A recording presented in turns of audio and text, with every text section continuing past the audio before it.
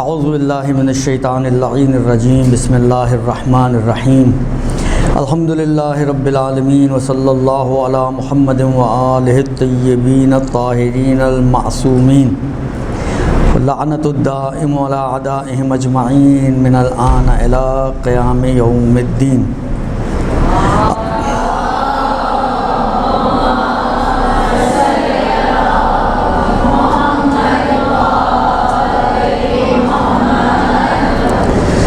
اما بعد فقد قال اللہ تبارک و تعالی فی کتابہ الکریم وقولہ الحق وہو اصدق القائلین بسم اللہ الرحمن الرحیم ومن اعرض عن ذکری فإن له معیشۃ ضنکا ونحشرہ یوم القیامۃ اعمی قال رب لما حشرتنی اعمی وکنت بصیرا قال كذلك اتتك آیاتنا فنسیتها وكذلك اليوم تنسى۔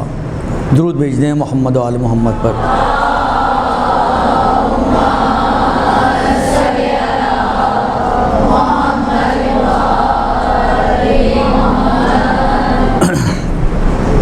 سورہ مبارکہ طٰہٰ جو قرآن مجید کا 20واں سورہ ہے، اس کی تقریباً سمجھیں 124-25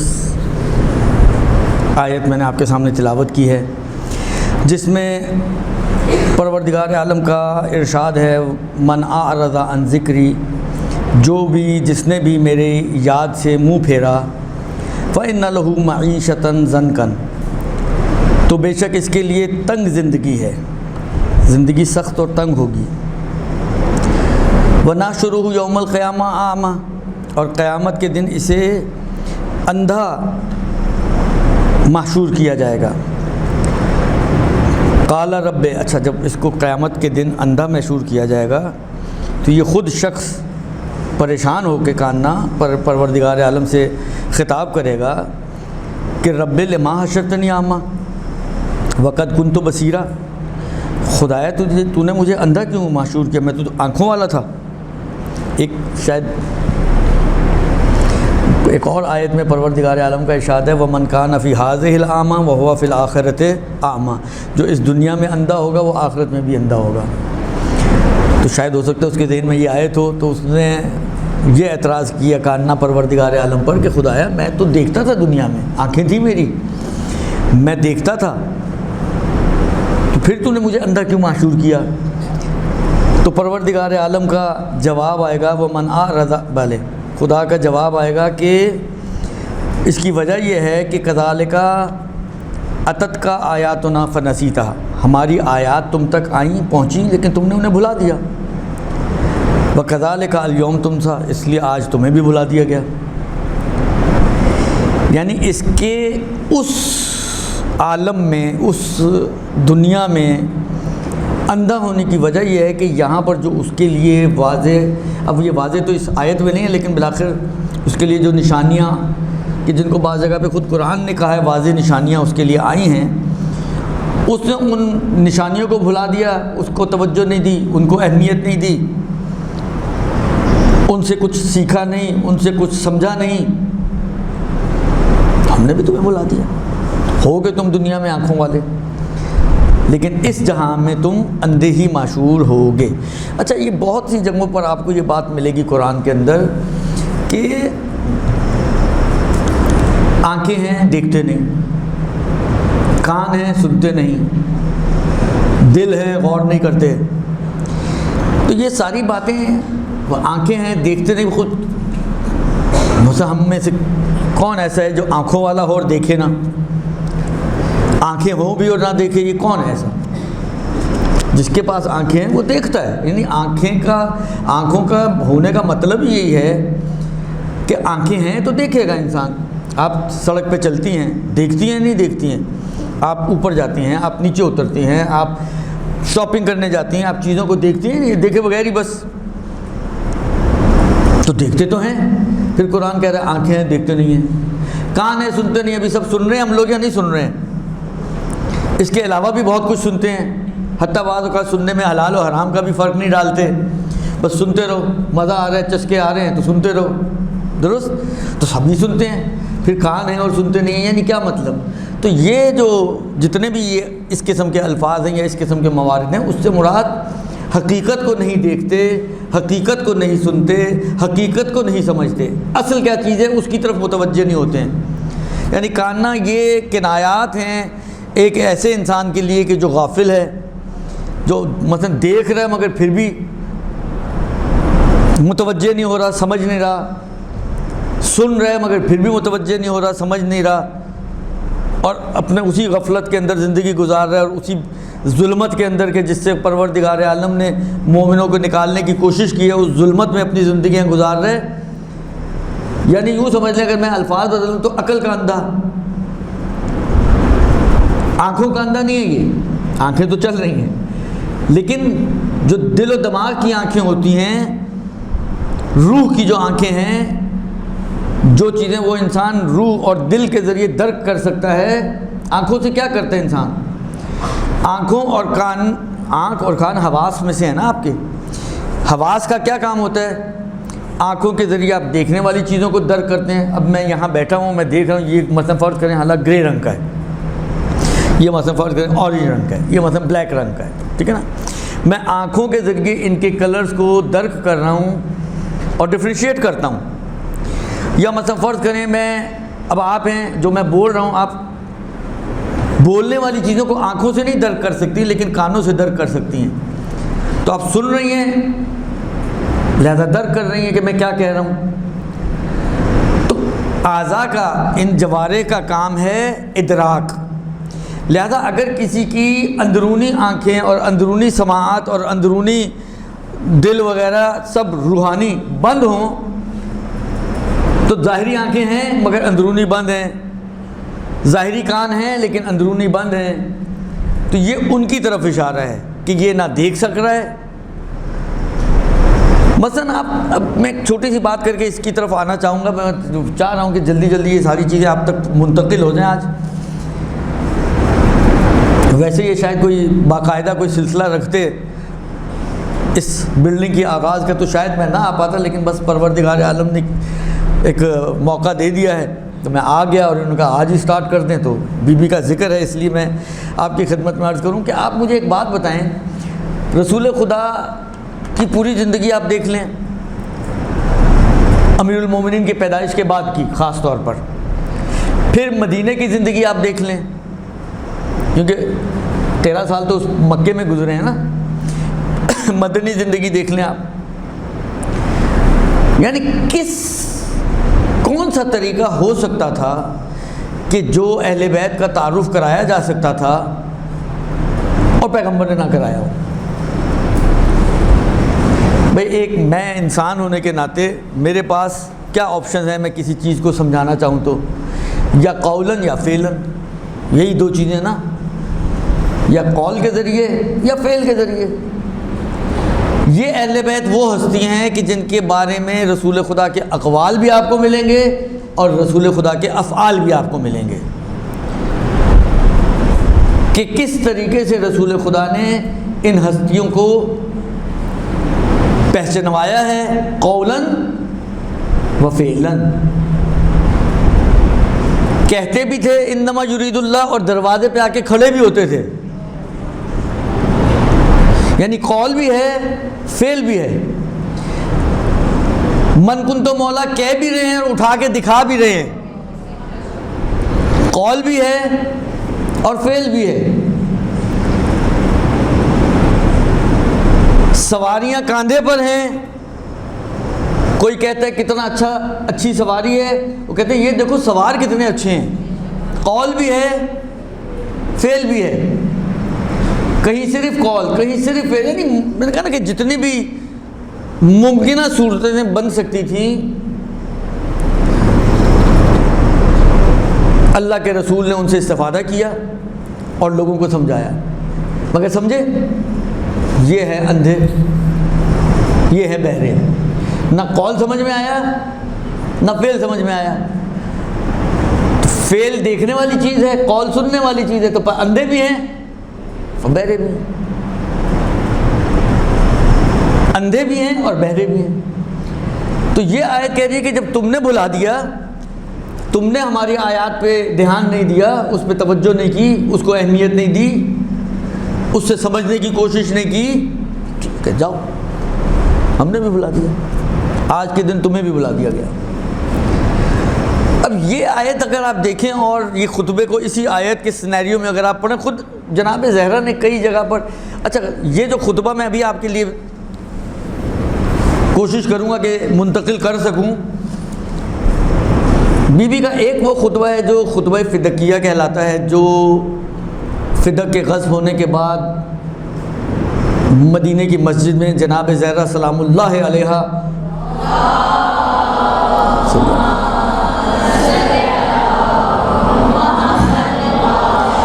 پہنچتی ہیں، اور پہنچنے کے بعد اس خطبے کو ایراد فرماتی ہیں۔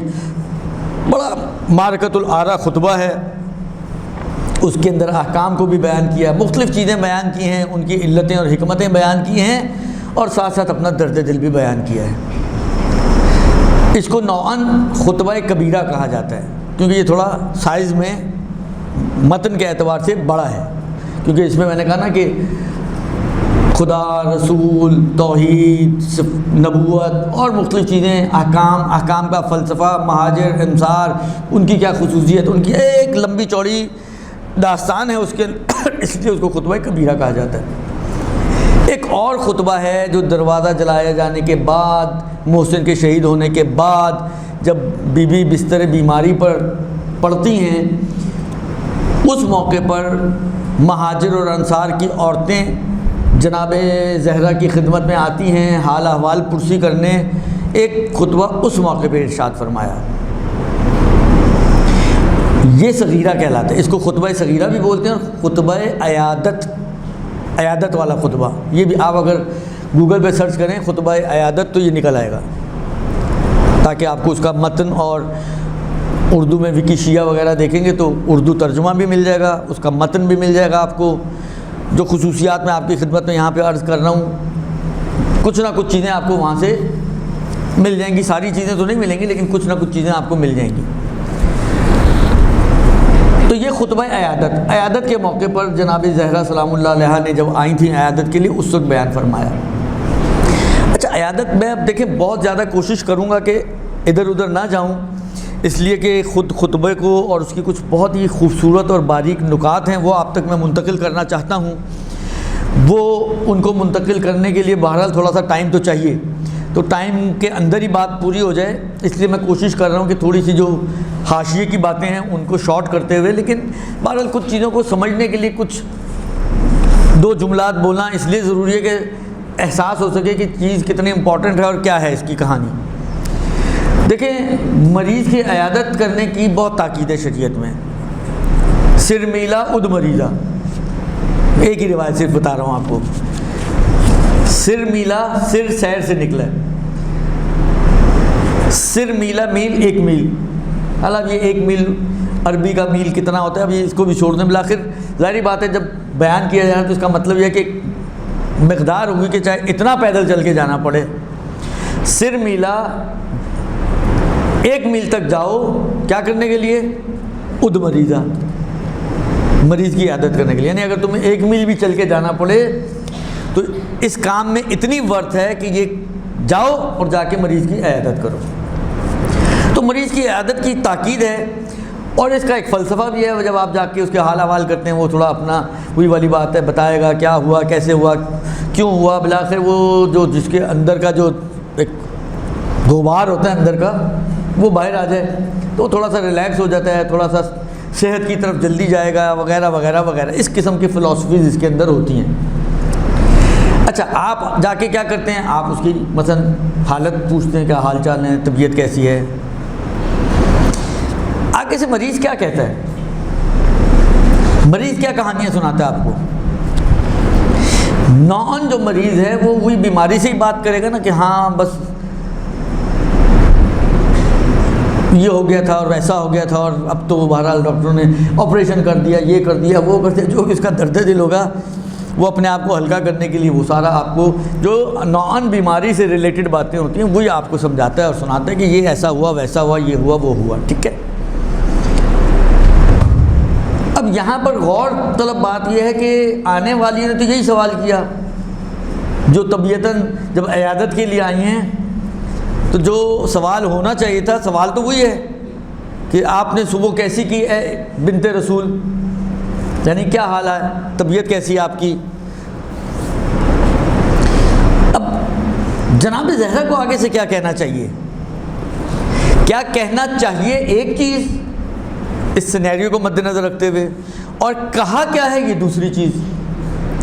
آیا جو کہا ہے، جو کہنا چاہیے تھا، اس کے ساتھ میچ کر رہے، تو شاید آپ دیکھیں گے کہ میچ ہی نہیں کر رہا، میچ ہی نہیں کر رہا۔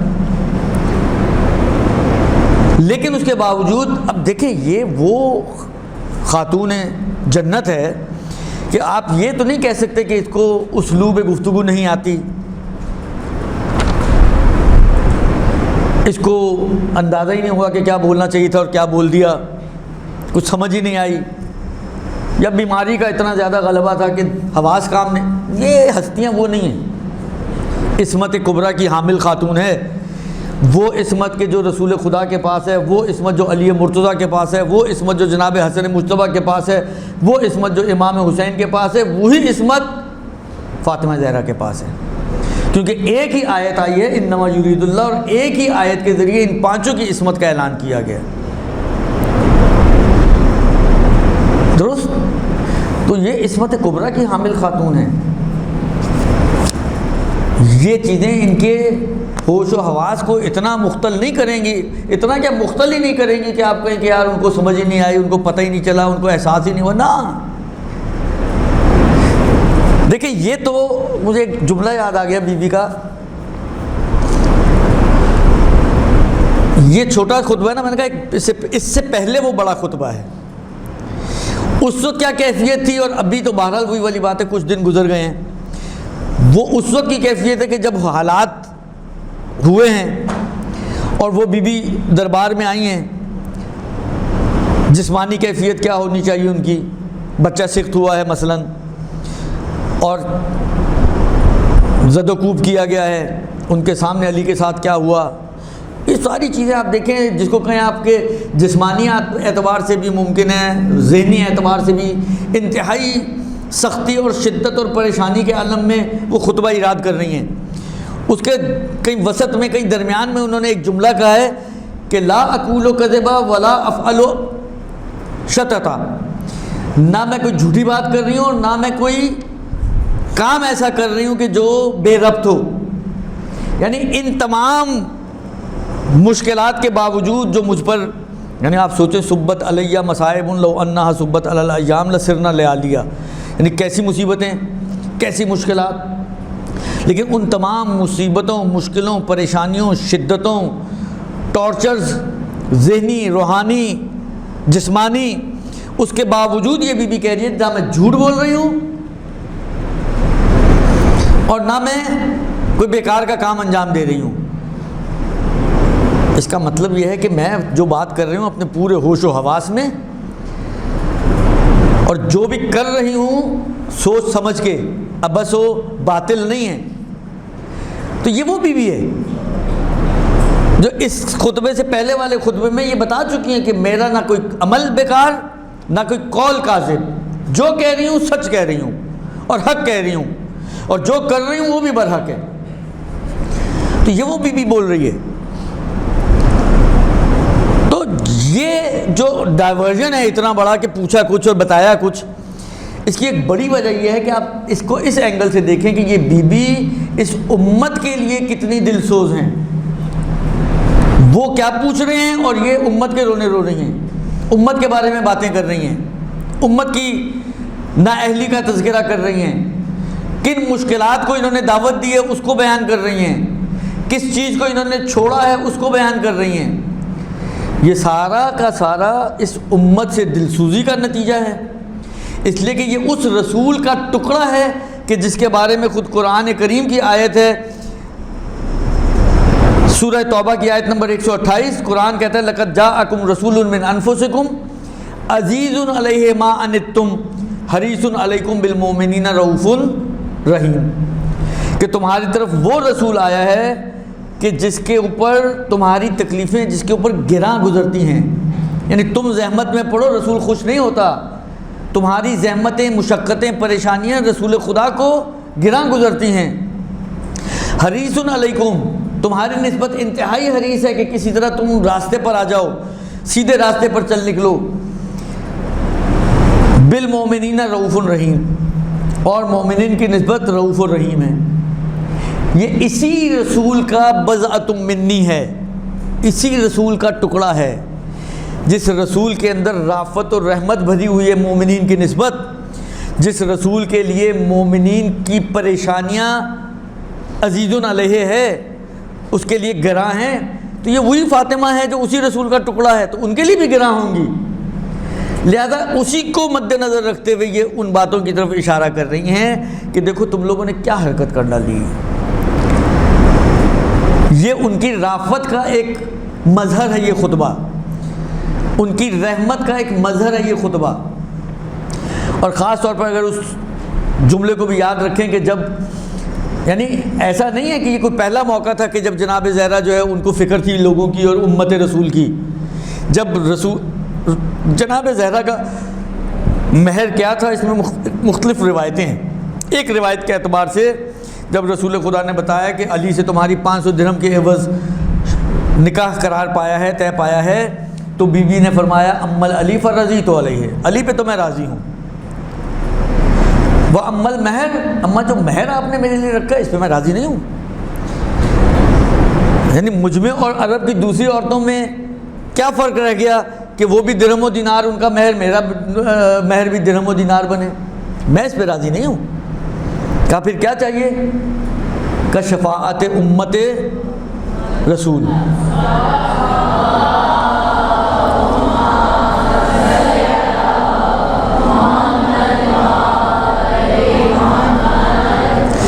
شفاعت مذنبین من امتک، کہا مجھے شفاعت کا حق چاہیے، یہ اقرار نے میرا مہر۔ تو مہر میں بھی کس چیز کو مد نظر رکھا ہے؟ عورتیں تو آج کل کے زمانے آپ سب ماشاءاللہ عورتیں ہی ہیں، تو کہتی ہیں جی 5 لاکھ، کوئی کہتے ہیں جی 10 لاکھ، کوئی کہتے ہیں جی میرا فیوچر۔ ان کو اپنے فیوچر کی فکر نہیں ہے، ان کو بھی فکر ہے تو آپ ہی کے فیوچر کی، لیکن یہاں کا فیوچر وہاں کا فیوچر، کہ اپنی امت کے، آپ کی امت کے جو مذنبین ہیں ان کی شفاعت کا حق مجھے چاہیے۔ تو یہ وہ فاطمہ زہرا ہے جو اتنی رافت اور رحمت کا مظہر ہے۔ تو اس وجہ سے یہ خطبہ اس طرف کو چلا گیا جہاں پہ جو پوچھا تھا اس کے حساب سے اپنی طبیعت کا نہیں بتایا کہ ہاں انہوں نے بڑا مارا، بڑا پیٹا، انہوں نے یہ کر دیا، انہوں نے وہ کر دیا، میرا محسن شہید ہو گیا، میرا محسن سکھ ہو گیا، میری پسلیاں توڑ دی۔ کوئی ایک لفظ اس پورے خطبے میں اپنے بارے میں بی بی نے نہیں کہا ہے، ایک لفظ بھی۔ ساری باتیں کی ہیں میرے اور آپ کے بارے میں۔ یہ ہے رؤوف بالمومنین، مومنین کی نسبت رافت اور مومنین کی نسبت رحمت۔ اچھا، اب اس کی خود خطبے کی کچھ اہمیتیں ہیں، کچھ باتیں ہیں خود خطبے کے حوالے سے، میں وہ ان کو فیلر تو ڈراپ کر رہا ہوں اس لیے کہ ٹائم جو ہے وہ کافی ہو رہا ہے، تو مجھے خطبہ اصل میں آپ تک منتقل کرنا، اگر آخر میں وقت بچ گیا کہ مشکل ہی ہے تو میں آپ کی خدمت میں کچھ باتیں وہ عرض کر دوں گا۔ اچھا یہ وہ بیماری ہے جس بیماری میں بی بی کی شہادت ہوئی ہے، لہذا کہتے ہیں کہ بھلے لما مرضت فاطمہ المرضۃ التی توفیت فیہا، یہ اس کے راوی جو ہیں کیا کہتے ہیں خطبے کے، اللہ آپ کو نیکی دے، احتجاج تبرسی میں یہ روایت موجود ہے، اور راوی کا نام ابھی اس وقت میرے ذہن سے نکل گیا ہے، لیکن بہرحال احتجاج تبرسی میں یہ روایت موجود ہے، اس کو آپ وہاں جا کے دیکھ سکتے ہیں، ٹھیک ہے۔ اچھا، اس میں جو ہے وہ کہتا ہے، راوی کہتا ہے کہ جب جناب زہرا جو ہے وہ بیمار پڑیں، اور اس بیماری کی بات ہے کہ جس میں ان کی وفات ہوئی، اجتماع الیہا نساء المہاجرین والانصار، مہاجرین اور انصار کی عورتیں ان کے پاس آئیں۔ اب وہ کتنی تھی، کیا تھی، یہ ساری ابھی بہت زیادہ ویسے بھی کلیئر نہیں ہے، لیکن اس کو بھی چھوڑ دیں۔ وہ حالات دو آئیں، ایک مہاجرہ ایک انصارہ، دو بھی ہوں تو مطلب تو اصل میں ہمیں خطبے سے آنے والیوں سے نہیں ہے، ٹھیک ہے نا. تو فرماتے ہیں کہ یہ آئیں کہ یعدنا تاکہ عیادت کریں بی بی کی. فقلنا لہا تو انہوں نے بی بی سے کہا کیف اصبحتی من علتک یبنۃ رسول اللہ، اے بنت رسول آپ نے اپنی بیماری میں صبح کیسے کی. اب یہ ایک ان کا انداز ہے احوال پوچھنے کا کہ یہ صبح آپ نے کیسے کی، کس حال میں آپ نے صبح کی. تو اب یہ دیکھیں پھر وہی والی بات ہے، آپ سوچیں یعنی جناب زینب کا بھی خطبہ آپ اٹھائیں، واقعاً یہ ماں بیٹیاں کمال ہیں. اب حالات دیکھیں کن حالات میں جناب زینب کبریٰ ابن زیاد کے دربار میں یا یزید کے دربار میں کھڑے ہو کے خطبے بیان کر رہی ہیں، کن حالات سے گزر کر آئی ہیں. اتنا ٹائم نہیں ہے کہ میں اس طرف چلا جاؤں، لیکن صلابت دیکھیں بات کرنے کی. بعض اوقات انسان ٹینشن میں ہوتا ہے، پریشانی میں ہوتا ہے، اچانک لا کے بٹھا دیا، خطبہ پڑھنا ہی بھول جاتا ہے. لیکن نہیں، ان ماں بیٹیوں کے کلمات کو اگر آپ دیکھیں شروع کریں گی حمد خدا سے، اس کے بعد اپنے جد پہ یا اپنے بابا پر جو ہے درود و سلام، اور اس کے بعد پھر اپنی بات کا آغاز. وہی جو ایک ترتیب ہونی چاہیے اسی ترتیب کے ساتھ انہوں نے بیان کیا. لہذا فحمدت اللہ، اللہ کی حمد کی، وصلت علی ابیہا صلی اللہ علیہ وآلہ، اپنے بابا پر درود و سلام بھیجا. ثم قالت، اس کے بعد یہ کہنا شروع کیا. میں نے کہا نا کہ دیکھیں کوئی ایک جملہ مطلب چلیں تکلفاً ہی صحیح شروع میں کہیں ہاں میں ٹھیک ٹھاک ہوں، لیکن بندہ ہوتا نا ہاں ٹھیک ٹھاک ہوں بس، یا طبیعت بہت خراب ہے، بہت ڈاؤن ہے، لیکن تمہارے مردوں نے اچھا کام کیا. یہ یعنی ڈائریکٹلی لیکن سے شروع کیا ہے. ایک جملہ بھی اپنے بارے میں نہیں کہا کہ میں کس کنڈیشن میں ہوں اور میں کس پوزیشن میں ہوں اس وقت. پوچھ آپ کر رہے ہیں لیکن بیان کیا کر رہی ہیں؟ کہتی ہیں اصبحت واللہ. اچھا اب میں کہیں پہ ممکن ہے ضرورت پڑے تو میں کچھ عربی الفاظ کا سہارا لوں، لیکن بعض جگہ پہ میں کیونکہ وقت میں نے کہا نا کہ شارٹ ہے تو ممکن ہے ترجمے پر اکتفا کروں. کہتے ہیں کہ اصبحت واللہ عافیتاً لدنیاکم قالیتاً لرجالکن لفظتہم بعد ان اجمتم وشنعتہم بعد ان صبرتہم. کہتی ہیں کہ اللہ کی قسم کھا کے بات کر رہی ہیں. کھانے والی کون ہے قسم؟ اصلا ضرورت نہیں ہے اس کو قسم کھانے کی، لیکن اس کے باوجود آنے والی تو اب میں کیا بولوں، جو ہیں وہ ہیں.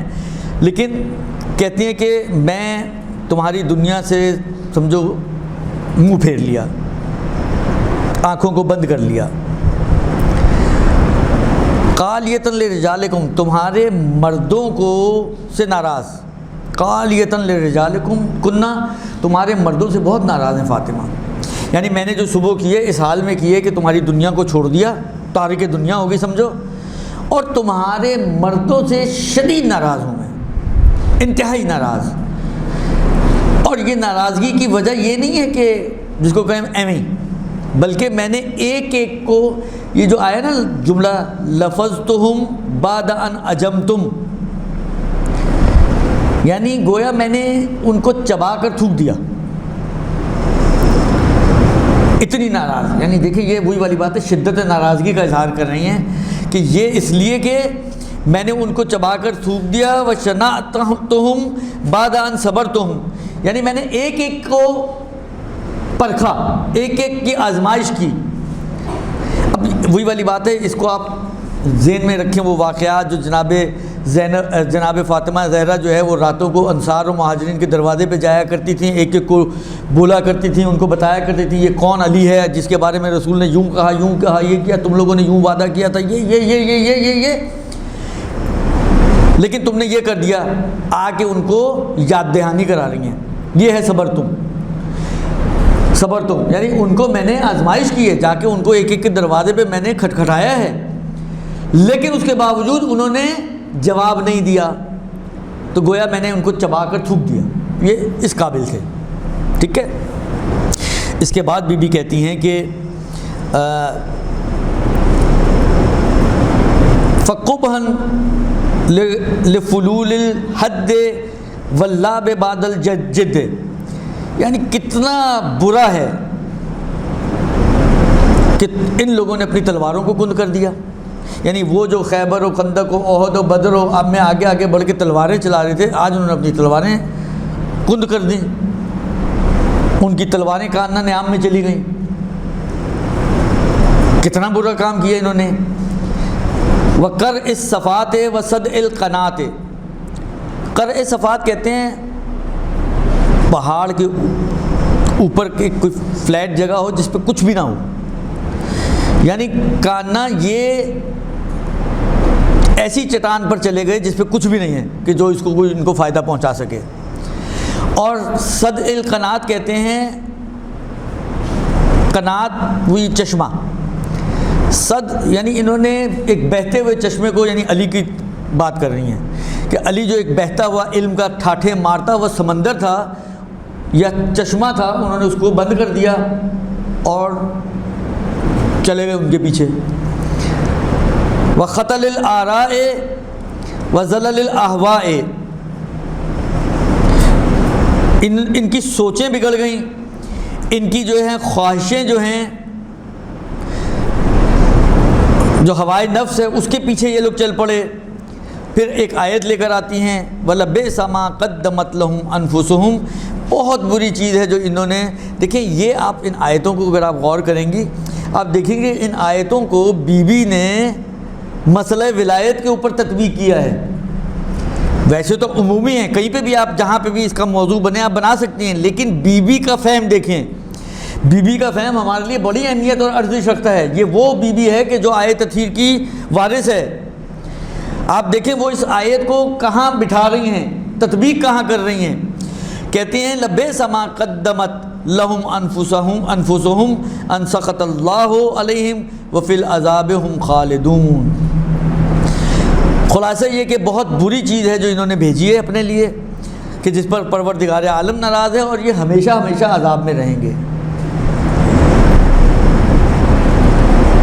ہمیشہ ہمیشہ عذاب میں رہنے والا گروہ صرف کافروں کا گروہ ہے. بی بی کہہ رہی ہے کہ انہوں نے جو کام کیا ہے، جو حرکت کی ہے، جس کی وجہ سے ان سے انتہائی شدت سے اپنی ناراضگی کا اظہار فرما رہی ہیں ان مردوں سے، یعنی تمہارے مردوں سے. عورتیں آئی ہیں کہ نہیں تمہارے مردوں کا یہ حال ہے. انہوں نے یہ حرکت کی اور پھر اس کے اوپر اس آیت کو تطبیق کیا. پھر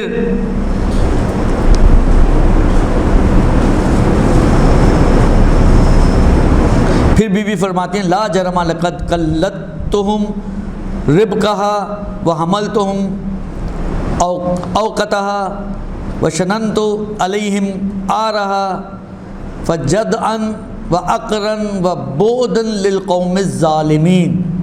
عجیب جملے ہیں بی بی کے. یعنی واقعاً آپ کلام دیکھیں بی بی کا. ایک تو یہ کہ جس طرح قرآن کے اندر بھی ہے، مولا کے کلمات میں آپ کو ملے گا کہ جس کو آپ کیا کہتے ہیں سچ بولتے ہیں عربی زبان میں، یعنی قافیہ ملانا، کہ قافیے سے قافیہ ملا کر بات کر رہی ہیں. صحیح نا. اور پھر جو ایک خصوصیت آپ کو ان کے کلام میں بھی ملے گی، مولا کے کلام میں بھی ملے گی، جناب زینب سلام اللہ علیہ، یعنی کلن جو اہل بیت کے گھرانے کے افراد ہیں ان کے کلمات میں بھی آپ کو ملے گی، وہ یہ ہے کہ یعنی مطلب کو سمجھایا ہے چھوٹے چھوٹے الفاظ کے ذریعے، اور ایسے الفاظ کے ذریعے مطلب سمجھایا کہ جو بالآخر اب وہی والی بات ہے، کیونکہ عربی زبان ہے، عربی کی بہت ساری علوم سے ہم لوگ ناواقف ہیں، اور اس کو ان خطبات کو سمجھنے کے لیے، ان کلمات اہل بیت کو سمجھنے کے لیے آپ کو جتنی مہارت آپ کی ان علوم کے اندر ہوگی نا، اتنا مزے سے جس کو کہ آپ محظوظ ہوں گے اس کلام کو سن کے اور پڑھ کے. لیکن کیونکہ ہماری وہ زبان نہیں ہے اور ہمارے اندر وہ چیزیں نہیں ہیں، اس لیے بعض اوقات ہمیں تو اتنا لطف نہیں آتا، لیکن واقعاً لطیف انداز سے جو ہے بی بی نے اس کو بیان کیا. قبحًا، بھلے. اس کے بعد بی بی فرماتی ہے کہ بھلے لا جرم لقد قلدتہم ربقتها وحملتہم اوقتها وشننت علیہم آرہا. بی بی فرماتی ہیں کہ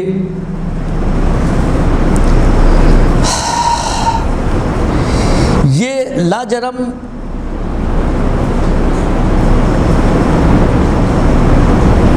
یہ جو یعنی کہنا یہ لوگ رستے سے اتر گئے، جو ایک ہدایت کا راستہ پروردگار عالم نے ان کے لیے قرار دیا تھا اور میرے باپ نے ان کے لیے قرار دیا تھا ہدایت کا راستہ، یہ یعنی ان جملوں کا خلاصہ یہ ہے کہ یہ رستے سے اتر جانے کی رسی تمہارے شوہروں کی گردن میں ڈال دی گئی۔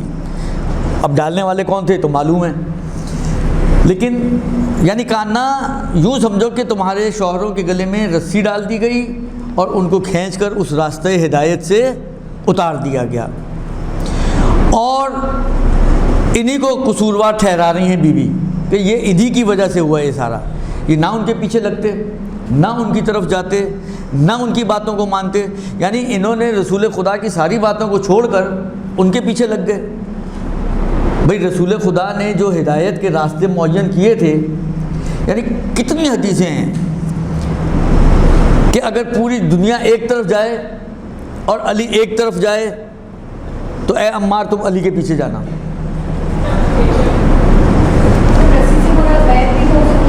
جی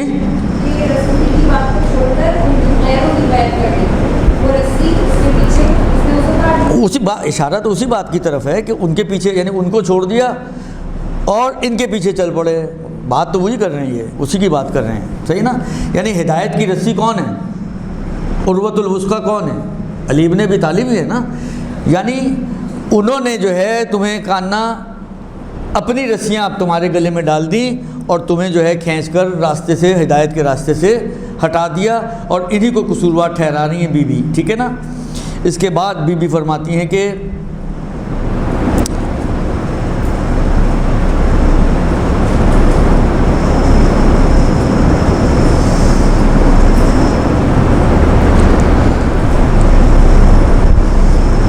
جدعن و اقرن و بودن للقوم الظالمین، کہ یہ جو حرکت کی ہے تم نے اس کے نتیجے میں تمہاری نسلیں منقطع ہو جائیں گی، اور بعدن للظالم قوم الظالمین، اور خدا کی رحمت سے تم لوگ بہت دور ہو جاؤ گے۔ یعنی ان حرکتوں کی وجہ سے تم لوگ خدا کی رحمت سے بھی دور ہو گئے، تمہاری نسلیں بھی منقطع ہو جائیں گی، اور تم نے جو ہے وہ جو خدائی تدبیر تھی کارنا اس کو توڑ دیا۔ اس کے بعد پھر فرماتی ہیں وَيْحَهُمْ۔ اب یہ تعریض ہے۔ تعریض کیا ہوتی ہے؟ تعریض کا مطلب یہ ہوتا ہے کہ دیکھیں، اچھا یہ بھی آپ کو اہل بیت کے کلمات میں بہت زیادہ ملے گا کہ بہت شاذ و نادر جس طرح میرے ذہن میں ہے آپ کو ایسے جملات ملیں گے اہل بیت کے کلمات میں، خطبات میں، کہ جو انہوں نے ڈائریکٹ ہٹ کیا ہو اپنے دشمنوں کو، کہ تم ایسے، تم ویسے، تم برے، تم بھلے، تم یہ بہت ریئرلی آپ کو یہ چیز ملے گی۔ اکثر جو چیز ملے گی وہ یہ ملے گی کہ انہوں نے کبھی ان کو ڈائریکٹ، یعنی جس کو کہتے ہیں نا گھما کر اشارہ کرنا، یہ وہ والی بات ہوتی ہے، اس کو کہتے ہیں تعریف، کہ نہ ان کا نام لیا، نہ ان کے باپ کا نام لیا، نہ ان کے حسب نسب کی بات کی، نہ ان کی قباحتوں کی بات کی، لیکن بتایا کہ ہم تو یہ ہیں، ہمارا معیار یہ ہے۔ جیسا امام سجاد کا خطبہ نہیں ہے، کیا ہے خطبے میں؟ اچھا کمال کی بات یہ ہے کہ یزید جو تھا، جب وہ یزید کے دربار میں وہ ایک نے جا کے بڑی جو ہے وہ یزید کی اور اس کے باپ کی اور اس کے دادا کی جو ہے بڑی تعریفیں کی اور یہ وہ سارا کچھ، تو اس وقت امام سجاد نے کیا کہا، مجھے بھی ان لکڑیوں پہ جانے دو ذرا، میں بھی کچھ بتانا چاہتا ہوں، میں بھی کچھ بولنا چاہتا ہوں۔ اچھا یہ تھا تو بالآخر خبیث تو تھا ہی تھا، لیکن سمجھتا تھا یہ بات کہ اس کو اگر میں نے اجازت دے دی نا تو یہ جس کو کہیں ہمارا چہرہ جو ہے لوگوں کو دکھا دیں گے، نام نہیں لیں گے لیکن چہرہ دکھا دیں گے، یہ اس کو سمجھ میں آتا تھا، لہذا وہ اس پہ راضی نہیں ہو رہا تھا کہ یہ جائیں اور جا کے تقریر کریں اور کچھ بولیں، لیکن اس کے باوجود جو وہاں موجود تھے انہوں نے بڑا اصرار کیا، اور اس اصرار کے نتیجے میں یہ مجبور ہو گیا اس بات کو سمجھنے کے باوجود کہ یہ، بلکہ اس نے جملہ شاید کہا بھی تھا کہ یہ اگر گئے تو آل ابی سفیان کی فضاحت اور رسوائی آشکار کر کے ہی اتریں گے. یزید کا یہ جملہ کہ یہ اگر ممبر پہ چلے گئے تو آل ابی سفیان کی جو رسوائی اور فضاحت ہے اور ضلالت ہے اس کو آشکار کر کے اتریں گے. اور یہی ہوا. انہوں نے وہاں پر کوئی نام نہیں لیا، نہ ابو سفیان کا نام لیا، نہ معاویہ کا نام لیا، حتیٰ نہ یزید کا نام لیا، لیکن صرف یہ بتایا کہ دیکھو میں انا ابن مکہ و منا، انا ابن زمزم و صفا، میں یہ میرا باپ وہ، میرا دادا وہ، میرا کیا کہتے ہیں شجرہ ایسا. میں صرف اپنی تعریفیں کی ہیں اور اپنے مقامات اور مرتبوں کو بیان کیا ہے، اور سامنے والوں کو اس بات پر سوچنے پہ مجبور کیا کہ دیکھو یہ جس کے ساتھ ہوا ہے یا جو ہم لوگ ہیں، ہم لوگ تو یہ ہیں، یہ جو کرنے والے ہیں وہ کیا ہیں، ان کے پاس کیا ہے. ہمارے پاس تو دکھانے کو یہ سب کچھ ہے، ان کے پاس دکھانے کو کیا ہے. اس کو کہتے ہیں تعریف، کہ اپنی اچھائیوں کو بیان کرتے ہیں تاکہ دوسرے کی برائی سمجھ میں آ جائے کہ یار ہم نے تو تمہارے ساتھ یہ کیا، ہم تو تمہارے لیے ہمیشہ اچھے ہی رہے، تو اس سے سمجھ میں آ گئے جن کے پیچھے تم چلے انہوں نے تمہارے ساتھ کیا کیا. تو یہ کہلاتی تعریف. اب یہاں سے یہ تعریض ہے، وَيْحَهُمْ وائے ہو ان پر، انی زعزعوها عن رواس الرسالت و قواعد النبوت و الدلالت.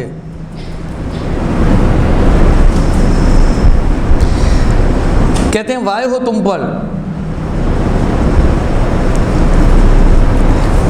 دیکھیں یہاں پہ کاننا وہی تعریض ہے نا. تعریض کا مطلب کیا ہے کہ اب یہ مولا کا تذکرہ کر رہے ہیں کہ جو تمہارے سامنے تھا وہ کیسا تھا، اور تم نے اس کو چھوڑ کر کہاں گئے، اور اس کا پھر نقصان تم نے کیا اٹھانا پڑے گا. ٹھیک ہے نا. کہتے ہیں کہ بی بی کہتے ہیں کہ انی زعزعوها عن رواس الرسالت و قواعد النبوت و الدلالت. رواسی وہی رسی، مضبوط رسی، کہ ان لوگوں نے جو رسالت کی مضبوط رسی تھی اس کو چھوڑ دیا. اور قواعد کہتے ہیں سمجھیں بنیادوں کو، وقواعد النبوت والدلالت، نبوت کی جو بنیادیں اور نبوت کی جو رہنمائیاں تھیں اس کو چھوڑ دیا. ومحبت الروح الامین، اور روح امین جن پر نازل ہوتے تھے ان کو چھوڑ دیا. والمطلعین بامور الدنیا والدین، اور ان کو چھوڑ دیا کہ جو دین و دنیا کے امور پر مطلع تھے. یعنی علی کے زمانے میں کون تھا جو سلونی کا دعویٰ کر سکے؟ کون تھا؟ کس کے پاس اتنا علم تھا کہ جو یہ کہتے ہوئے نظر آئیں کہ میں آسمان کے راستوں کو زمین کے راستوں سے زیادہ بہتر جانتا ہوں، اہل توریت کی ان کی اہل توریت سے میں ان کا فیصلہ کروں گا، توریت سے، اور اہل زبور کا زبور سے، اور اہل انجیل کا انجیل سے، اور اہل قرآن کا قرآن سے. کون تھا علی کے علاوہ؟ تو جو دین و دنیا، یعنی چاہے دنیاوی امور ہوں، یہ خلفاء نے مگر کیا امیر المومنین سے مشورے نہیں کیے، پلٹ کے آتے ہی تھے انہی کے پاس. 70 مرتبہ تاریخوں میں جملے موجود ہیں، لولا علی لا ہلاک فلاں، لولا علی لا ہلاک فلاں. اچھا ہمارے ہاں تو ایک مشہور ہے، اگر مجھے جتنا یاد آ رہی ہے، اگر آپ الغدیر اٹھا کے دیکھیں، الغدیر میں یہ جملے تینوں کے ساتھ منسوب ہیں کہ تینوں نے یہ جملے کہے ہیں، صرف ایک نے نہیں کہے، ثانی نے، اول دوم سوم، تینوں نے یہ باتیں کہی ہیں کہ اگر علی نہ ہوتے تو ہم ہلاک ہو جاتے، اور واقعاً ہلاک ہو جاتے، اس لیے کہ دین و دنیا سے جو مطلع شخص تھا وہ تو یہ تھا. تو ان سب کو چھوڑ دیا. اب دیکھیں اسی پہ اب آپ غور کریں، اس کا مطلب یہ کہ جس کے پیچھے گئے وہ کوئی مضبوط رسی نہیں ہے رسالت کی، وہ کوئی ہدایت کی بنیادیں نہیں ہیں، وہ ایسا نہیں ہے کہ یہ اس کا چھپا ہوا معنی، وہ ایسا نہیں ہے کہ جو مطلع ہو دین و دنیا کے امور پر، اس کو تو تم نے پیچھے کر دیا، اس سے تو تم ہٹ گئے. اس کے بعد بی بی فرماتی ہیں کہ پھر ایک آیہ مبارکہ سے پھر لے کر آتی ہیں استدلال، الا ذالک هو الخسران المبین، آگاہ ہو جاؤ کہ یہ کھلی گمراہی ہے، کھلا نقصان ہے، گمراہی نہیں سوری نقصان، خسران مبین ہے یہ، یعنی کھلا ہوا نقصان ہے جو تم نے اپنے گلے میں ڈالا ہے. درست. اس کے بعد وَمَا الَّذِي نَقِمُ مِنْ أَبِي الْحَسَنِ.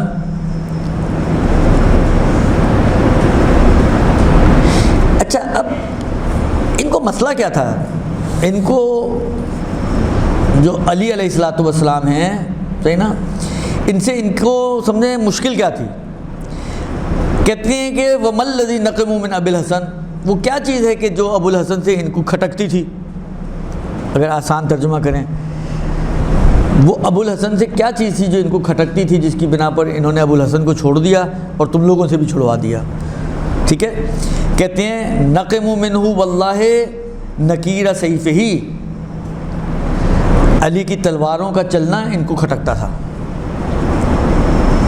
کیونکہ علی جب تلوار چلاتے تھے تو یہ نہیں دیکھتے تھے کہ سامنے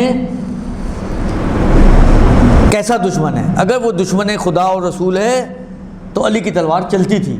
اب وہ بڑا آدمی ہو، کسی قبیلے کا رئیس ہو، کسی خاندان کا بڑا ہو، علی ان چیزوں کی پرواہ نہیں کیا کرتے تھے. تو تلواروں کا چلنا یہ علی کی کھٹک تھی.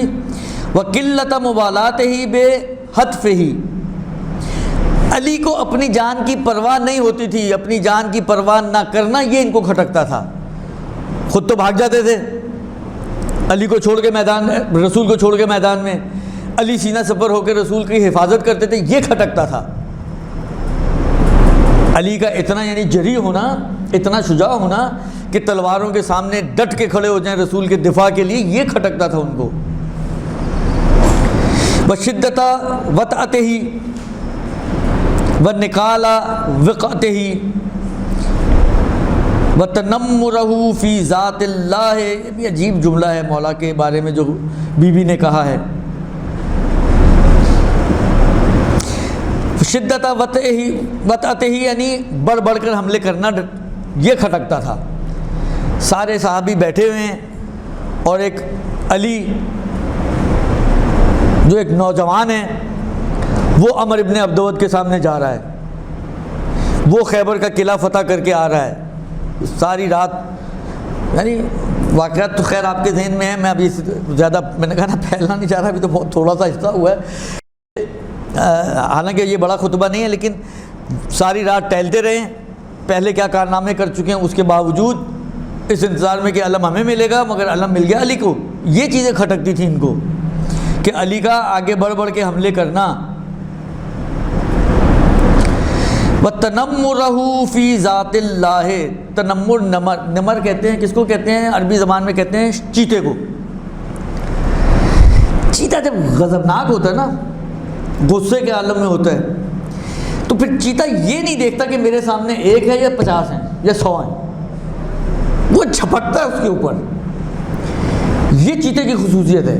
بی بی وہی لفظ استعمال کر رہی ہیں کہ خدا کی ذات میں چیتے کی طرح جھپٹا کرتے تھے علی، یہ کھٹکتا تھا لوگوں کو.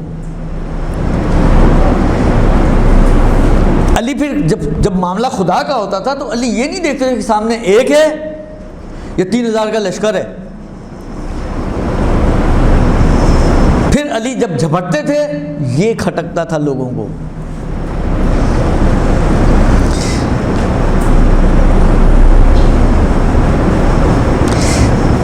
پھر بی بی فرماتی ہیں کہ اچھا اب یہ کچھ تشبیہات ہیں، اگین اونٹ کی کچھ خصوصیات کو مد نظر رکھتے ہوئے یہ تشبیہات دی گئی ہیں. لا یکلو سائرہ ولا یملو راکبہ، سوری ایک لائن شاید میرے خیال میں مس ہو گئی. بھلے وتاللہ لو مالو، ہاں وتاللہ لو مالو ان محجت اللائحہ وزالو. اب یہاں پر بی بی یہ بتا رہی ہیں کہ اگر یہ علی کے پاس آ جاتے تو علی ان کے ساتھ کیا کرتے.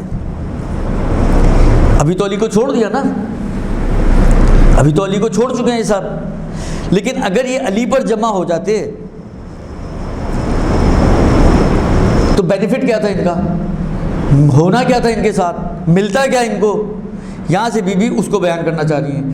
کہتی ہیں کہ وَتَاللَّهِ، پھر قسم کھا رہی ہیں اللہ کی قسم، لو مالو ان محجت اللائحہ، اگر یہ علی پر آ جاتے اور یہ سیدھے راستے سے ہٹ جاتے تو علی ان کو سیدھے راستے پہ لے کر آتا، چھوڑ نہیں دیتا بھٹکے ہوئے ہو بھٹکے رہو، بلکہ ان بھٹکے ہوئوں کو علی ہدایت کر کے سیدھے راستے کی طرف لے کر آتا۔ وَزَالُوا عَنْ قُبُولِ الْحُجَّةِ الْوَاضِحَةِ، اور اگر یہ واضح حجت سے پلٹ جاتے تو علی ان کو اس حجت پر لے کر آتا۔ لَرَدَّهُمْ إِلَيْهَا، اگر یہ لَرَدَّهُمْ إِلَيْهَا وہی لے کر آتا، اگر یہ ہدایت سے ہٹ جاتے، حجت سے سائیڈ میں ہو جاتے تو علی ان کو ہدایت کے راستے بھی لاتا اور اس واضح حجت تک بھی لے کر آتا۔ وَحَمَّلَهُمْ عَلَيْهَا، اور اس حجت کو اور اس سیدھے راستے کو ان کے اوپر تحمیل کرتا، ان کے اوپر ڈالتا۔ وَلَسَارَ بِهِمْ، اچھا کیسے ڈالتا؟ دیکھیں اب ڈالنے کے بھی انداز ہے نا۔ وَلَسَارَ بِهِمْ سَيْرًا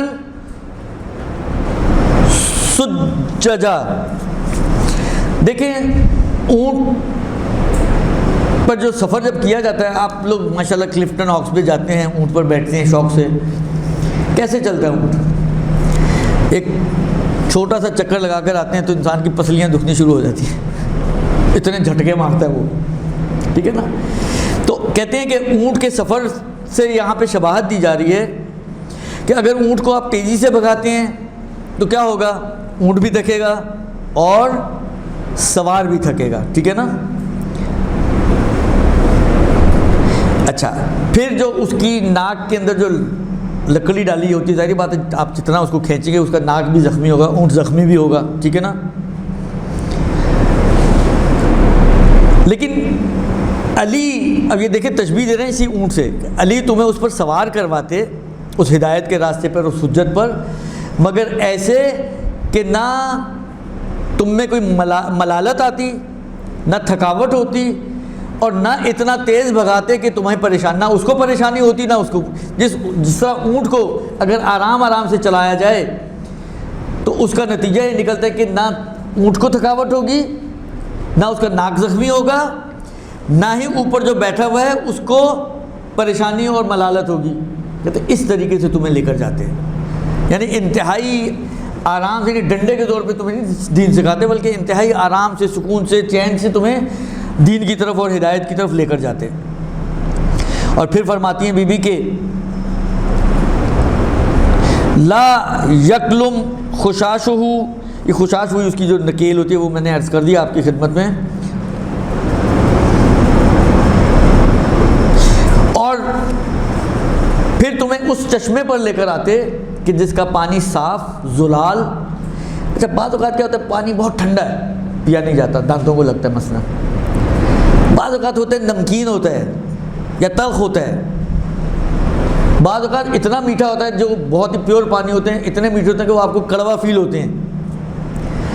کہتے ہیں یہ ایسے چشمے پہ لے کر آتے علی تمہیں کہ جس کا پانی صاف، زلال، نہ اس پر کوئی کائی، نہ اس میں کوئی گندگی، نہ اس میں کوئی پریشانی، جو آپ کے مزاج اور آپ کی ذات کے لیے سازگار، ایسے چشمے پہ لے کر آتے علی اگر تم علی کے اوپر جمع ہوتے تو۔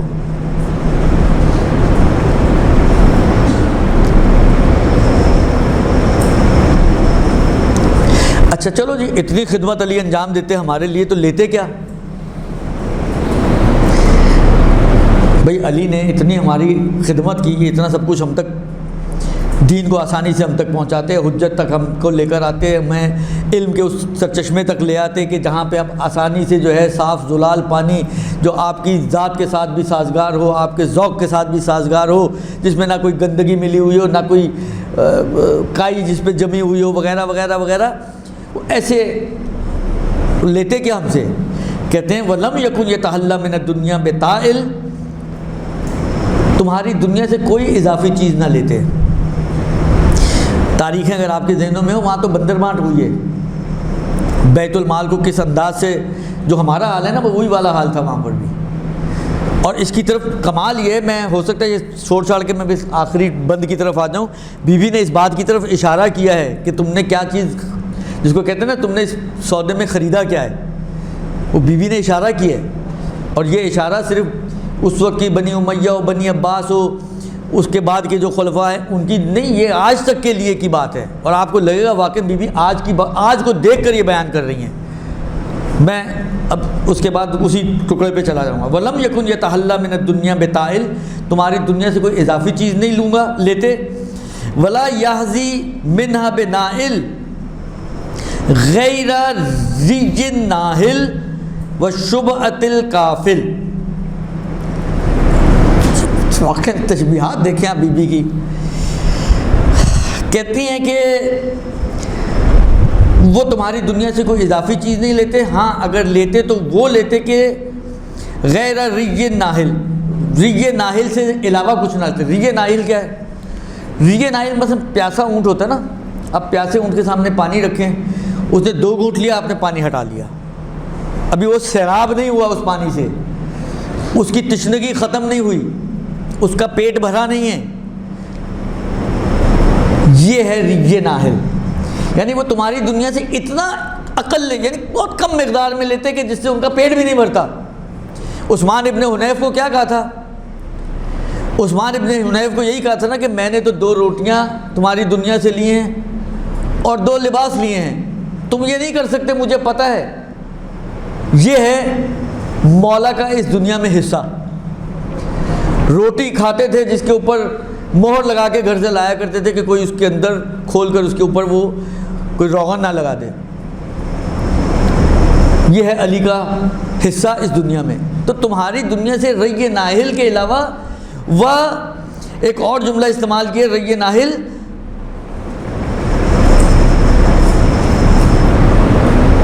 وشبعۃ الکافل، یتیم بچے کی کفالت کرتے ہیں نا، وہاں پر ایک مسئلہ آتا ہے کہ جو کفیل ہے وہ اس میں سے بہت کم مقدار میں اپنے اوپر بھی خرچ کر سکتا ہے، یہ نہیں کہ سارا مال ہی کھا جائے، ہمارے یہاں تو سارے ہی کھا جاتے ہیں یتیم کا مال، انتہائی اقل قلیل وہ اتنا اس میں سے اپنے لیے اپنے اوپر خرچ کر سکتا ہے۔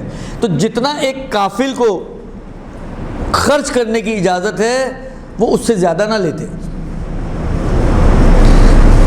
یعنی یہ تمہاری دنیا سے ان کا، یعنی یہ ان کا حصہ سہم تھا اس خدمت کے عوض۔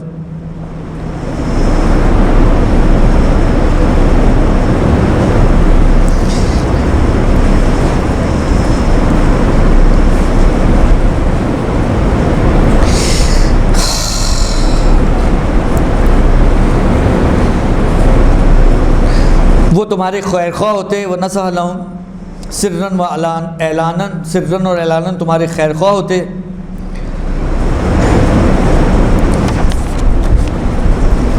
پھر اس کے بعد بی بی نے دوبارہ آیت لے کر آئی ہیں، 2 آیتیں ہیں، وَلَوْ أَنَّ أَهْلَ الْقُرَىٰ آمَنُوا وَاتَّقُوا، اگر اہل زمین جو ہے ایمان لے آتے اور تقوی اختیار کرتے، لَفَتَحْنَا عَلَيْهِمْ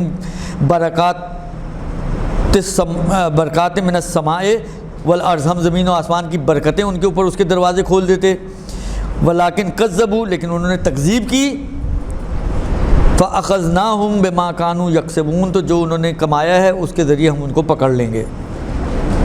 اور والذین ظلموا من ہؤلاء، اور ان لوگوں میں سے جنہوں نے ظلم کیا، سیصیبہم سیئات ما کسبوا، تو جو انہوں نے کمایا ہے اس کی برائی، اس کا وبال ان کو پہنچے گا، وما ہم بمعجزین، اور یعنی یہ مت سمجھیں کہ یہ خدا کو عاجز کر سکتے ہیں کہ خدا ان کو عذاب نہیں کرے گا، خدا کے عذاب کو کسی طریقے سے یہ روک لیں گے، یہ ان میں کوئی بھی ایسا نہیں کہ جو خدا کو عاجز کر سکے کہ خدا ان کو عذاب نہ کر پائے۔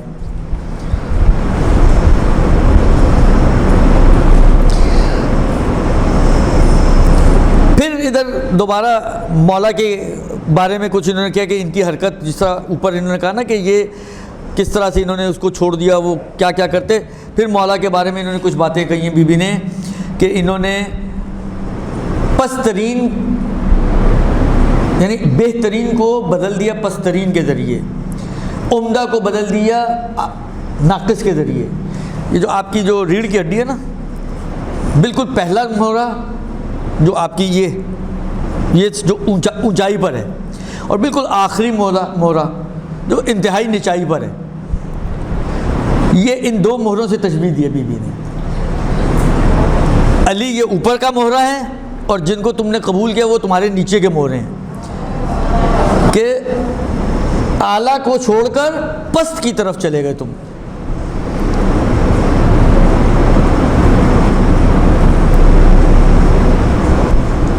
الا انہم هم المفسدون ولکن لا یشعرون. یہ وہ لوگ ہیں جنہوں نے فساد پھیلایا زمین میں جبکہ ان کو کوئی شعور بھی نہیں ہے. بس جلدی سے میں وہ جملہ آپ کی خدمت میں عرض کر دوں کہ جو بی بی نے بیچ میں سے چھوڑ رہا ہوں میں تھوڑا سا یہاں پر. پھر بی بی نے اس آیت کا جو سورہ یونس کی 35ویں آیت ہے افمن یہدی الی الحق احق ان یتبع امن لا یہدی الا ان یہدی. تم کس کے پیچھے جانا چاہتے ہو؟ وہ جو ہدایت کرے گا حق کی, یا وہ جو پہلے دن ہی آ کے کہتا ہے کہ ان لی شیطانا یاترنی ہے, میرے اوپر ایک شیطان عارض ہو جاتا ہے, وہ مجھے گمراہ کر دیتا ہے, دیکھو جب میں بھٹکا ہوا لگوں تو میرے پیچھے نہ چلنا. اس کے پیچھے چلنا پسند کرو گے یا وہ جو ہادی الی الحق ہے کس کے پیچھے جانا پسند کرو گے؟ فما لکم کیف تحکمون. دیکھو تم کیا فیصلہ کرتے ہو. مگر کمبختوں نے فیصلہ انتہائی برا کیا. قرآن نے, میں نے کہا نا کہ کئی جگہ پہ جھنجھوڑا ان کو, لیکن یہ بالآخر اس کے بعد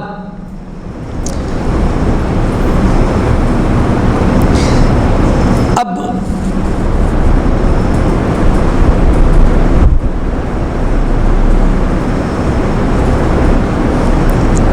اب یہ آخری حصہ ہے بالکل. اما لعمری, میری جان کی قسم, اب اپنی جان کی قسم کھا رہی ہیں بی بی.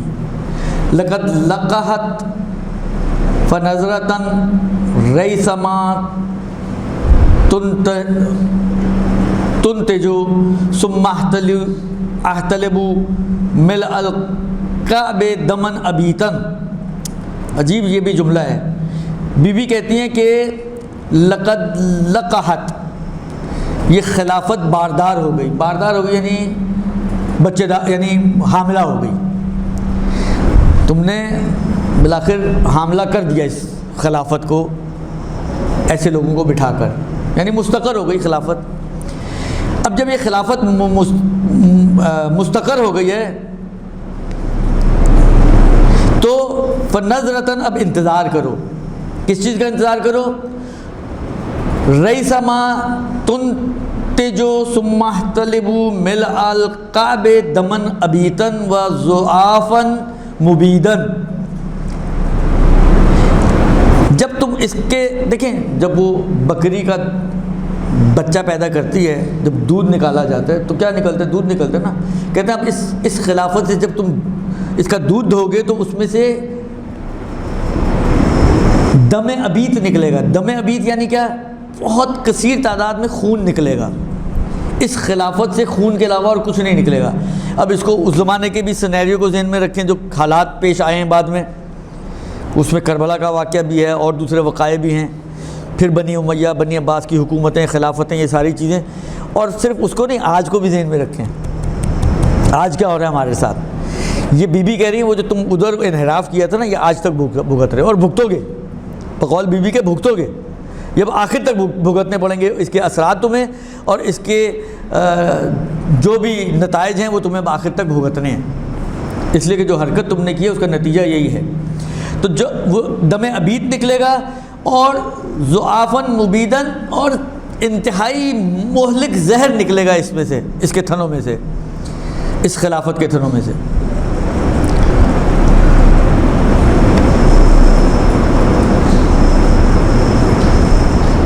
اور یہ تمہیں ہنالک یخسر المبتلون و یعرف التالون غب ما اسسا,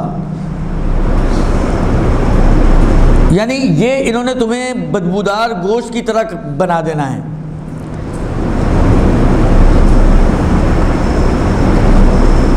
ثم طیبوا عن دنیاکم انفسا واطمئنوا للفتنۃ جأشا وابشروا بسیف صارم وسطوۃ معتد غاشم وبہرج شامل. میں تمہیں بشارت دیتی ہوں, یعنی میں تمہیں خبر دے رہی ہوں اس بات کی کہ اب ہوگا کیا. بسیف صارم, تلواریں چلیں گی. اب یہ جو تلواریں صرف جمل ہو, صفین ہو, کربلا ہو, یہ صرف وہ نہیں, آج تک یہ چل رہی ہیں. وسطوۃ معتد غاشم, ظلم کرنے والے حاکم تم پر مسلط ہوں گے, یا آج بھی مسلط ہیں. وبہرجن شامل، اور ایک معاشرتی اضطراب تمہارے اوپر حکومت کرے گا، واستبداد من الظالمین، خود خواہی کرنے والے ظالم لوگ تمہارے اوپر حکمران ہوں گے، یدعو فئکم زہیدہ، تمہارے مال کو تمہارے لیے بہت کم چھوڑیں گے، تمہارے مال کو تمہارے لیے سارا مال ہڑپ کر جائیں گے خود ہی، تمہارے لیے تمہارے مال کو بہت کم چھوڑیں گے، وجمعکم حصیدہ، جب فصل اگتی ہے تو یہ جو فصل اگتی ہے اس کو آپ کیا کہتے ہیں؟ محصول کہتے ہیں۔ آپ جب اس کو کاٹ واٹ کے محصول سے کیا کیا جاتا ہے؟ محصول سے فائدہ اٹھایا جاتا ہے نا، آپ کبھی بیچتے ہیں، کبھی کھاتے ہیں، کبھی کسی اور کو دیتے ہیں، یہ تمہیں محصول بنا لیں گے، یعنی تمہارے سے فائدے اٹھائیں گے، تمہیں اس محصول کی طرح کہ جس محصول سے انسان فائدے اٹھاتا ہے، یہ تم لوگوں سے فائدے اٹھائیں گے۔ فیا حسرۃ لکم، پھر تمہیں اس وقت حسرت ہوگی، وَأَنَّ بِكُمْ، کیا ہوگا تمہارا اس وقت، وَقَدْ أَمِيَتْ عَلَيْكُمْ، جبکہ تمہاری آنکھیں اندھی ہو چکی ہیں، أَنُلْزِمُكُمُوهَا وَأَنْتُمْ لَهَا كَارِهُونَ، آیا ہم تمہیں اس چیز پہ مجبور کر سکتے ہیں کہ جس کو تم خود ہی نہیں چاہتے ہو، یعنی ہم تمہیں علی کی خلافت پر لا سکتے ہیں، تم خود علی کی خلافت کو قبول کرنے کے لیے تیار نہیں ہو، تو ہم کیا کر سکتے ہیں؟ اب ہم بس یہی کر سکتے ہیں کہ سائیڈ میں ہو کر بیٹھ جائیں، اور اب جو کیا ہے اس کو تم لوگوں نے بھگتنا ہے۔ یہ تھوڑا سے بیچ میں سے چھوڑنے کے بعد یہ مختصر، یعنی اگر آپ غور کریں اس پورے خطبے پر، تو اس خطبے میں بی بی نے درد دل کے علاوہ اور کیا کیا ہے؟ یہ بی بی کا درد دل ہے جو بی بی نے وہاں پہ اظہار کیا ہے اور لوگوں کے سامنے بیان کیا ہے۔ اور آپ کی خدمت میں عرض کروں اس کے بعد اس کا تتمے میں یہ ہے کہ یہ خواتین گئیں، جا کے اپنے مردوں کو ساری باتیں بیان کی جو بی بی نے ان کو بیان کی تھی، شکوے شکایتیں جو بھی تھا، وہ مرد حضرات آئے بی بی کی خدمت میں، لیکن اب بغیرتی کہیں آپ اس کو، ڈھیٹ پنا کہیں آپ اس کو، جو بھی آپ کا دل چاہے کہیں آپ کہہ سکتی ہیں، آ کے کہتے ہیں کہ اے بنت رسول، یعنی یہ عذر دیکھیں ان کا، وہ کہتے ہیں نا عذر گناہ بدتر از گناہ، عذر پیش کر رہے ہیں کہ اگر آپ پہلے ہمارے پاس آ جاتی تو ہم ان کے پیچھے نہ چلتے، آپ نے آنے میں دیر کر دی، اب تو امر خلافت طے پا چکا ہے، یہ ہے ان کا عذر۔ مگر کیا بی بی اس سے پہلے نہیں گئی تھی؟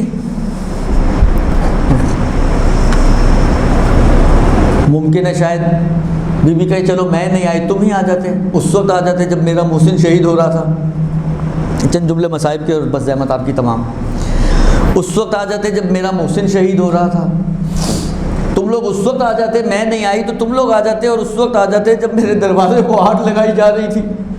یہ وہ دروازہ ہے جس دروازے سے ملک الموت بھی فاطمہ کی اجازت کے بغیر گھر میں داخل نہیں ہو سکتا۔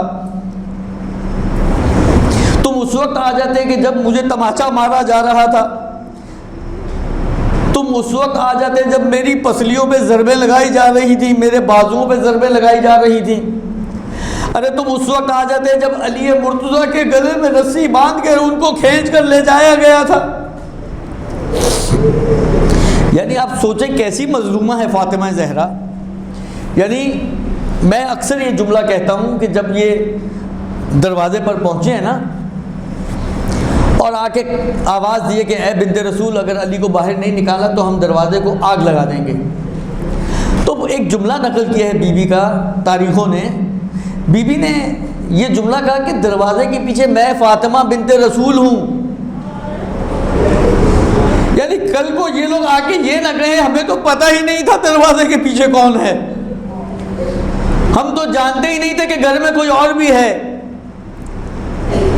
لیکن بی بی نے کہا کہ فاطمہ ہے دروازے کے پیچھے، حسن اور حسین ہیں دروازے کے پیچھے۔ علی سے تو اس وقت ان کو بغض و کینہ تھا نا، علی کا نام تو خود ہی بی بی نے نہیں لیا، لیکن حسن اور حسین سے تو ابھی بغض و کینہ نہیں تھا، فاطمہ زہرا سے تو بغض و کینہ نہیں تھا، لیکن اس کے باوجود انتہائی بے غیرتی سے آنے والے نے کہا کوئی بھی ہم دروازے کو آگ لگا دیں گے۔ اور صرف کہاں نہیں، لکڑیاں لائی گئیں، دروازے پر آگ لگائی گئی، جلتا ہوا دروازہ فاطمہ زہرا کے اوپر گرایا گیا، دروازے کا کیل فاطمہ کے سینے میں پیوست ہوا، سینے سے خون کا فوارہ نکلا، اور ایک مرتبہ شہزادی نے اپنے شکم کو تھام لیا، آواز دی فضا خذینی، اے فضا مجھے پکڑو، میرا محسن شہید ہو گیا، میرا محسن شہید ہو گیا۔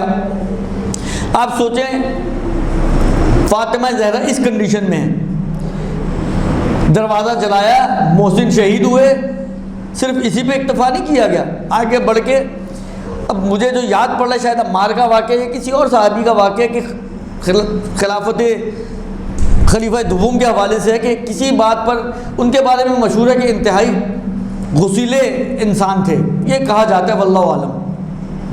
لیکن کسی موقع پہ اس صحابی سے ان کی کچھ جس کو کہتے ہیں تو میں ہوئی، تو انہوں نے ایک تماچا لگا دیا اس کو، اور یہ جس کو کہتے ہیں لڑکھڑا کے ادھر تھوڑا 2 قدم آگے گئے اور گریہ کرنا شروع کیا۔ تو انہوں نے کہا کہ اے فلانی تم مرد ہو کے رو رہے ہو؟ کہا میں اپنے لیے نہیں رو رہا ہوں، میں صرف یہ سوچ کے رو رہا ہوں میں مرد ہوں، مجھے تماچا لگایا، میرا یہ حال ہو گیا، فاطمہ زہرا کو جب تماچا لگا ہوگا تو فاطمہ زہرا کا کیا حال ہوا ہوگا۔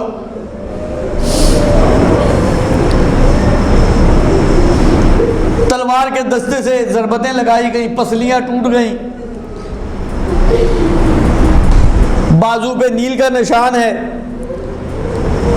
75 یا 95 دن میری شہزادی اس دنیا میں زندہ رہی، 75 یا 95 دن کے بعد اس دنیا سے رخصت ہو گئی۔ علی کو بیان کیا گیا، وہ علی جو فاتح خندق و خیبر ہے، ایک مرتبہ اپنی مسجد رسول سے گھر کا کتنا فاصلہ ہے جنہوں نے زیارت کی ہے ان کو معلوم ہے، علی کئی مرتبہ گھر آتے آتے بیٹھے ہیں اور پھر اٹھے ہیں، پھر بیٹھے ہیں، پھر اٹھے ہیں۔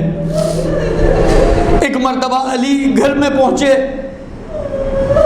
غسل کے لیے آمادہ کیا گیا، غسل کے لیے آمادہ کیا گیا۔ علی نے اسما سے کہا کہ دیکھو اسما، باہر بچے کھڑے ہیں، بلند آواز میں گریہ نہ کرنا۔ مگر جب غسل دیتے دیتے ایک مرتبہ علی نے فاطمہ زہرا کے پہلو سے کپڑا ہٹایا، ٹوٹی ہوئی پسلیوں کو دیکھا، اس نیل کے نشان کو دیکھا، ایک مرتبہ علی چیخ مار کے گریہ کرنے لگے۔ بعد میں اسما کہتی